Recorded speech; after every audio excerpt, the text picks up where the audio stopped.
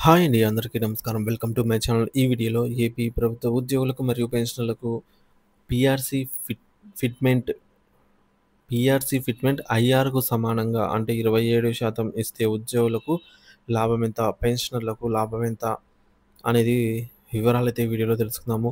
వీడియోని ఎక్కడే గాని స్కిప్ చేయకుండా ఎండ్ వరకు చూసేయండి. అప్పుడు ఇన్ఫర్మేషన్ పూర్తిగా అర్థమవుతుంది. అలాగే వీడియో చూస్తున్న ప్రతి ఒక్కరు వీడియోకి లైక్ చేయండి ఫ్రెండ్స్. ఈ వీడియోని తోటి ఉద్యోగ పెన్షన్ మిత్రులతో అయితే షేర్ చేయండి. కొత్తగా మన ఛానల్‌ని చూస్తున్నవారు ఇంకా ఎవరైనా సబ్స్క్రైబ్ చేసుకోకుంటే వెంటనే మన ఛానల్‌ని సబ్స్క్రైబ్ చేసుకోండి. దీని ద్వారా నేను చేసే లేటెస్ట్ వీడియోస్ అన్నీ మీ వరకు రీచ్ అవుతాయి. ఇక ఆలస్యం చేయకుండా వివరాల్లోకైతే వెళ్ళిపోదాము. ఫ్రెండ్స్, ఇప్పుడు మనకు పీఆర్‌సీ ఆలస్యమయ్యే క్రమంలో మధ్యంతర భృతి తాత్కాలికంగా ప్రకటిస్తారనమాట. పీఆర్‌సీ ఇంప్లిమెంట్ అయ్యే వరకు.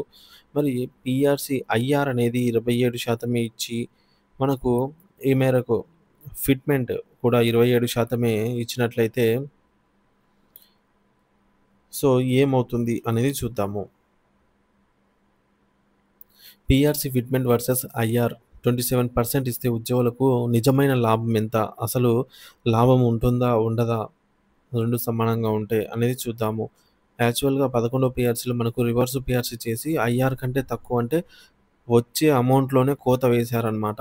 వచ్చే అమౌంట్‌లోనే 20 ఒక 4% అయితే కోత విధించడం జరిగింది.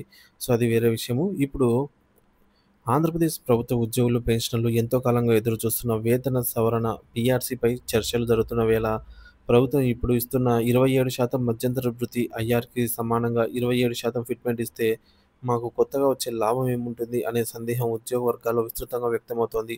పైకి చూడటానికి రెండు ఒకేలా అనిపించిన పీఆర్‌సీ ఫిక్సేషన్ ప్రక్రియలో కొన్ని సాంకేతిక అంశాల వల్ల ఉద్యోగులకు కనిపించే దానికంటే ఎక్కువగా ప్రయోజనం అనేది చేకూరుతుంది. అసలు ఈ రెండిటి మధ్య తేడాలు ఏమిటి? ఆహ్, ఈ యొక్క నిజమైన లాభం ఎక్కడ దాగి ఉంది అనే ఒక చిన్న వివరణతో అయితే ఈ వీడియో తెలుసుకుందాము. ప్రస్తుతం పరిస్థితి 27% మధ్యంతర భృతితో జీతం. సో, మధ్యంతర భృతి అనేది ఐఆర్, పీఆర్‌సీ అమలు జాప్యంలో జరిగినప్పుడు ఉద్యోగులకు తాత్కాలిక ఉపశమనంగా ప్రభుత్వం ఇచ్చే ఆర్థిక సహాయం. ఇది బేసిక్ పేపై ఒక నిర్దిష్ట శాతంగా ఉంటుంది.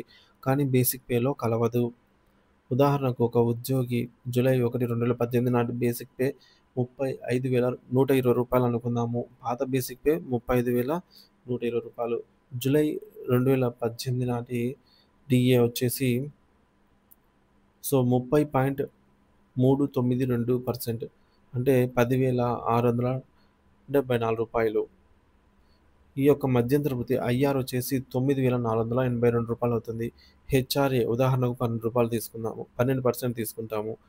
సో, 12% కనిష్టంగా తీసుకున్న రూ. 4,214 అవుతుంది. ప్రస్తుత గ్రాస్ జీతము 35,120 ప్లస్ రూ. 10,674 ప్లస్ ఈ యొక్క మధ్యంతర భృతి ఐఆర్ 9,482 ప్లస్ హెచ్ఆర్ఏ రూ. 4,214. సో, మొత్తం గ్రాస్ అమౌంట్ వచ్చేసి రూ. 59,490 అవుతుంది. భవిష్యత్ అంచనా 27% ఫిట్‌మెంట్‌తో పీఆర్‌సీ ఫిక్సేషన్. ఇప్పుడు ప్రభుత్వం పీఆర్‌సీలో 27% ఫిట్‌మెంట్ ఇస్తే కొత్త బేసిక్ పే ఎలా నిర్ణయిస్తారో చూద్దాము. పీఆర్‌సీలో బేసిక్ పేను సవరించేటప్పుడు పాత బేసిక్ పే, ఆనాటి డీఏ మరియు ఫిట్‌మెంట్‌ను కలిపి కొత్త బేసిక్ పేని నిర్ణయిస్తారు. కొత్త బేసిక్ పే లెక్కింపు. పాత బేసిక్ పే వచ్చేసి రూ. 35,120. ఆనాటి డీఏ వచ్చేసి 30.392% అంటే రూ. 10,674 అవుతుంది. ఫిట్‌మెంట్ 27% అంటే రూ. 9,482 అవుతుంది. మొత్తం నోషనల్ పేమెంట్ రూ. 55,276 అవుతుంది. ఇక ఫిక్సేషన్ నియామకం. పీఆర్‌సీలో పే ఫిక్సేషన్ చేసేటప్పుడు పైన లెక్కించిన మొత్తం ఏదైతే 55,276 ఉందో మాస్టర్ స్కేల్‌లో ఎక్కడుందో చూస్తారు. ఒకవేళ ఆ మొత్తం 2 ఇంక్రిమెంట్‌ల మధ్యలో ఉంటే ఆ తర్వాతి ఇంక్రిమెంట్ వద్ద జీతాన్ని అయితే ఫిక్స్ చేస్తారు. అంటే మాస్టర్ స్కేల్‌లో 55,276 తర్వాత వచ్చే ఇంక్రిమెంటు రూ. 55,410 అనుకుంటే ఉద్యోగి కొత్త బేసిక్ పే ఇది అవుతుంది. కొత్త బేసిక్ పే రూ. 55,410 అవుతుంది. పీఆర్‌సీ ఫిక్సేషన్ తర్వాత గ్రాస్ జీతం చూసుకున్నట్లయితే కొత్త బేసిక్ పే అనేది రూ. 55,410 ప్లస్ డీఏ 0. ఎందుకంటే ఈ యొక్క డీఏ అనేది ఆల్రెడీ పీఆర్సీలో మెర్జ్ చేయబడింది కాబట్టి హెచ్ఆర్ఏ కొత్త బేసిక్ పేపై 12% అనగా రూ. 6,649 అవుతుంది. కొత్త గ్రాస్ జీతం వచ్చేసి రూ. 62,059 అవుతుంది. ఇక నిజమైన లాభం ఎక్కడ అంటే పీఆర్సీ తర్వాత గ్రాస్ అమౌంట్ వచ్చేసి రూ. 62,059. పీఆర్సీకి ముందు గ్రాస్ జీతం వచ్చేసి రూ. 59,490. సో, తక్షణ నగదు లాభం వచ్చేసి రూ. 2,569 అవుతుంది. 27% ఐఆర్ అలాగే 27% ఫిట్మెంట్ ఒకటే అయిన ఉద్యోగికి నెలకు రూ. 2,569 అదనంగా ప్రయోజనం చేకూరింది. ఇది పైకి కనిపించే లాభం మాత్రమే. అసలు ప్రయోజనాలు ఇలా ఉంటాయి. మొదటిది పెండింగ్ డీఏల మంజూరు. పీఆర్సీ ఫిక్సేషన్ జరగాలంటే జూలై 1, 2018 నాటికి డీఏ శాతాన్ని 0 చేయాలి. అంటే ప్రభుత్వం అప్పటి వరకు పెండింగ్‌లో ఉన్న అన్ని డీఏలను తప్పనిసరిగా మంజూరు చేయాల్సిందే. ఇది ఉద్యోగులకు ఒకేసారి పెద్ద మొత్తంలో బకాయిలు అందేలాగా చేస్తుంది. ఇక అతి పెద్ద ప్రయోజనం ఏంటంటే వార్షిక ఇంక్రిమెంట్ పెరుగుదల. బేసిక్ పే గణనీయంగా పెరగడం వల్ల దానిపై లెక్కించే వార్షిక ఇంక్రిమెంట్ సుమారు 3% మొత్తం కూడా పెరుగుతుంది. అంటే పాత ఇంక్రిమెంట్ వచ్చేసి 35,120పై సుమారుగా రూ. 1,050 అవుతే కొత్త ఇంక్రిమెంట్ వచ్చేసి 55,410పై సుమారుగా ఈ 3% అంటే రూ. 1,660 అవుతుంది.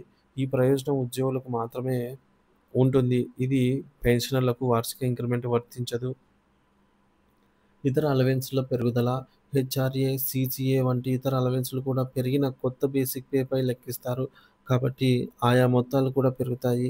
పదవీ విరమణ ప్రయోజనాలు, గ్రాట్యుటీ, లీవ్ ఎన్‌క్యాష్‌మెంట్ చివరిగా డ్రా చేసినటువంటి బేసిక్ పే ఆధారంగా లెక్కిస్తారు.